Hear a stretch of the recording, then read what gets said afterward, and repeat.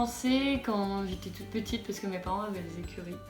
Donc c'était vachement pratique pour moi de pouvoir monter à cheval. J'ai eu mon Shetland toute petite, donc je devais avoir 2 ans où je pouvais à peu près tenir toute seule. Donc j'ai commencé comme ça, au début tenue, et après je faisais mes petits tours de manège toute seule. D'accord. Voilà. Et après, du coup, rapidement, ça a été la compétition ou, Oui, après, c'est vrai que ça a enchaîné. Donc j'ai commencé à faire des petits parcours, des petits sauts. Et après, je faisais des petits parcours derrière mon père. Mon père prenait un cheval ou un poney et moi je le suivais. Et donc j'ai pris goût et on a fait les premiers concours.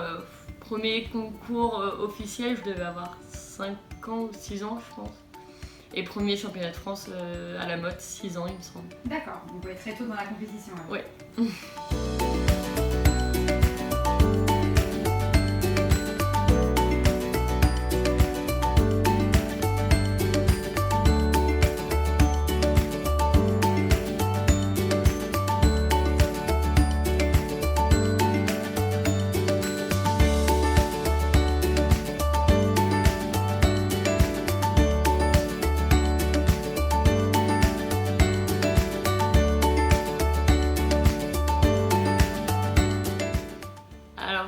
J'en ai pas un en particulier, j'en ai plusieurs parce que j'ai fait beaucoup de belles choses dans le début, on va dire, de ma carrière. Les championnats d'Europe où j'ai eu la chance de pouvoir les gagner avec Pirol et la deuxième année de les classer en étant deuxième. Donc c'est vrai que ça c'est déjà magnifique. Et après j'ai été championne de France aussi la même année que championne d'Europe en junior. Avec Pirol encore, j'ai gagné 2 fois le CSTO du BIP, donc c'est vrai que c'est plein de souvenirs vraiment sympas et qui restent gravés. Après, j'espère qu'il y en aura beaucoup d'autres.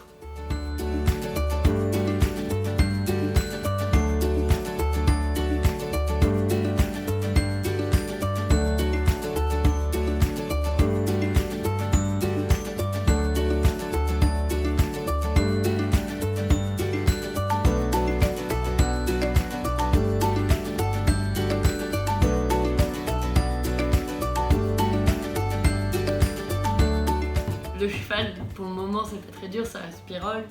Donc Pirol avec qui j'ai eu tous mes plus grands titres, donc c'est vrai qu'elle m'a pas mal marqué. Après les poneys, j'aurais du mal à choisir.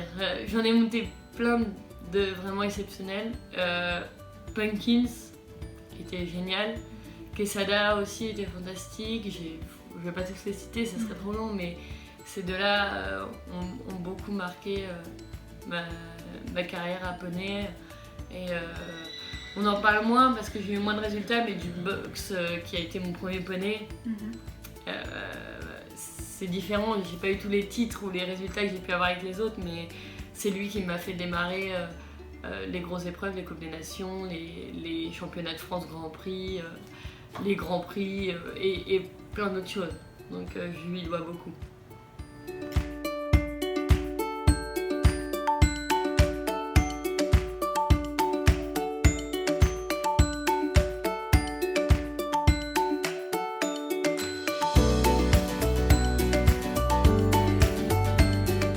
Alors oui, de toute façon il y aura toujours du stress pour n'importe quelle personne, je pense. Après, j'ai la chance d'avoir une très bonne coach mentale, donc ça m'aide beaucoup, Karine Camboulive, et avec qui j'ai pu apprendre à gérer mon stress. Alors, je pense que quand j'avais 15 ans et moins, on n'a pas vraiment de stress, on est un peu là, on fait ce qui vient, on prend ça comme ça vient et on fait pas forcément attention au stress. Et après, quand on prend un peu plus conscience de l'importance des choses, là on commence à avoir du stress et là ça commence à être plus difficile à gérer. Et donc c'est vrai que mes années où j'ai eu plus de mal à gérer mon stress, c'était peut-être les 3 dernières années que je viens de faire là où je pensais être forte parce que j'avais été forte avant au niveau de ça. Et finalement, je me suis rendu compte qu'en fait, non, pas du tout. Je me voilais un peu la face en me disant, mais si, je suis forte, j'arrive à gérer mon stress. Et en fait, pas du tout. Je me cachais, je me voilais la face et je me persuadais de choses qui n'étaient pas vraies. Et donc quand je me suis rendu compte de ça, là j'ai pu de nouveau progresser et réussir à gérer mon stress en mettant donc en application les méthodes que j'ai pu avoir avec ma coach mentale.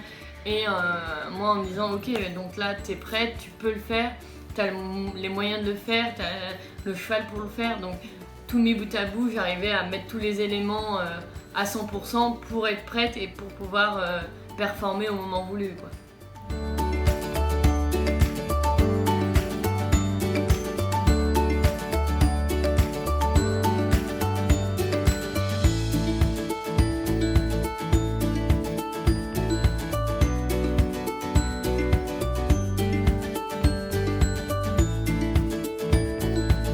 Alors ça va être le feeling que je vais avoir avec, enfin la relation que je vais avoir avec. Parce que je pense qu'il n'a pas besoin d'être hyper respectueux, hyper fort, hyper performant pour avoir une bonne relation. Par contre, si on n'a pas cette relation-là, bah, nous derrière on ne pourra pas être fort avec lui ou performant avec lui. Je pense que c'est vraiment la complicité que je peux avoir avec lui ou avec elle qui fera que ça sera mon cheval ou non, quoi. C'est plus ça que s'il est plus respectueux ou plus dans le sang ou rapide ou tout ça.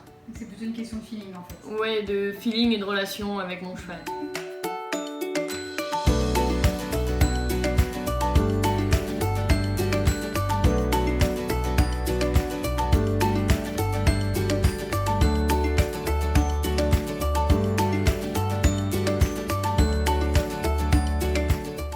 Non, j'ai aucun regret, j'ai fait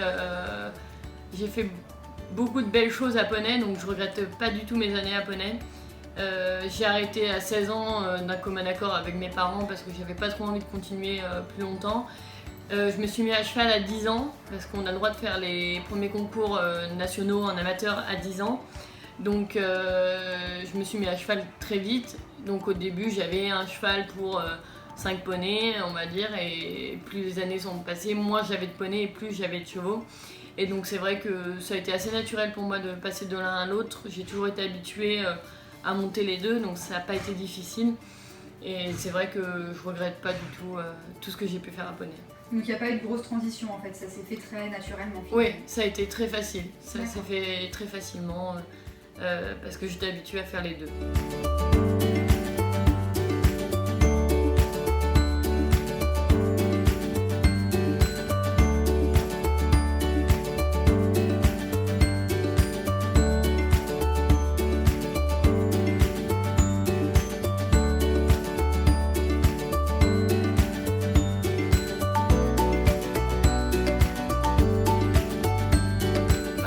Aux Jeux Olympiques ou revenu des Jeux Olympiques plutôt avec une belle médaille.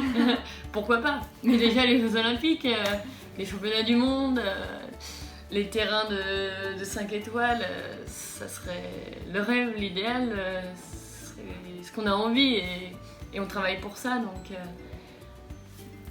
on croise les doigts et on fera la même vidéo dans 10 ans en disant que c'est bon, je l'ai fait. Pas de soucis, on sera au rendez-vous alors.